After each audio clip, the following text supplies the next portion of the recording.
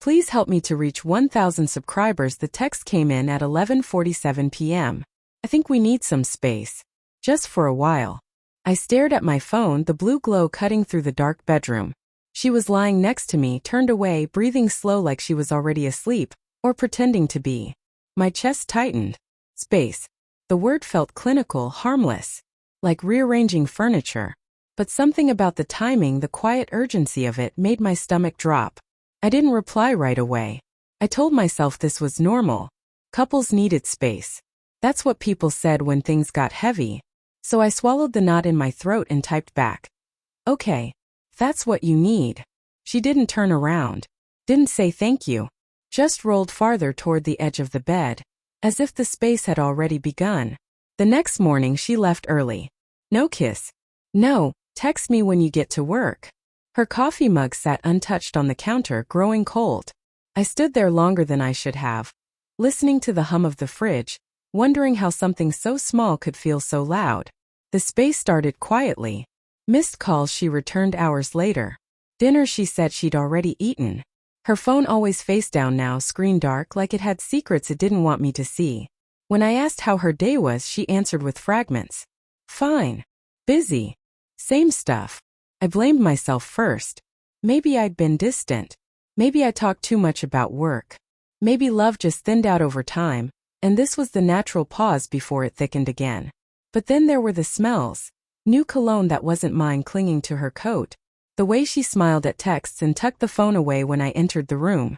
The way she started showering the moment she got home. Like she needed to wash something off. One night, I woke up to the sound of her whispering in the hallway. I stayed still, heart pounding, listening to her voice, soft, intimate. Nothing like the tired tone she used with me lately.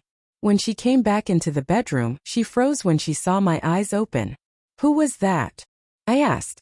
Work, she said too fast. A crisis. I nodded.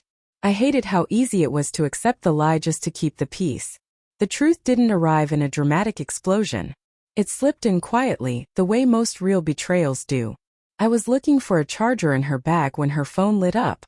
A message preview. One sentence. I missed the way you fell asleep on my chest. My hand started shaking before my brain caught up. I didn't scroll. I didn't need to. That one line rewrote months of memories in an instant. All the distance. All the space. It wasn't emptiness she needed. It was room for someone else. When I confronted her, she didn't scream or deny it.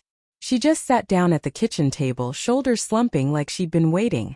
I didn't mean for it to happen, she said. It just did. I laughed then. A short, broken sound that didn't feel like it came from me. You asked for space, I said. You didn't ask for honesty. Tears filled her eyes.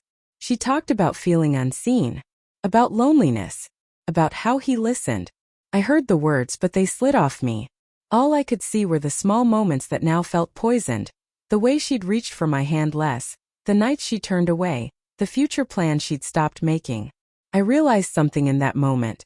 Space hadn't broken us. It had revealed us. I didn't leave that night. I slept on the couch, staring at the ceiling, replaying our life like a film where every smile now had a crack running through it. Love doesn't disappear all at once. It lingers even when it hurts. Especially then. But by morning the choice was clear. I could keep shrinking myself to make room for her confusion, or I could step back into my own life.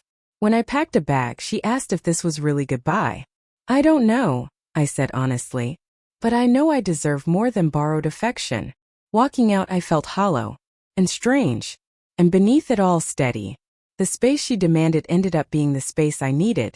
To see the truth, to reclaim my self-respect, and to begin again.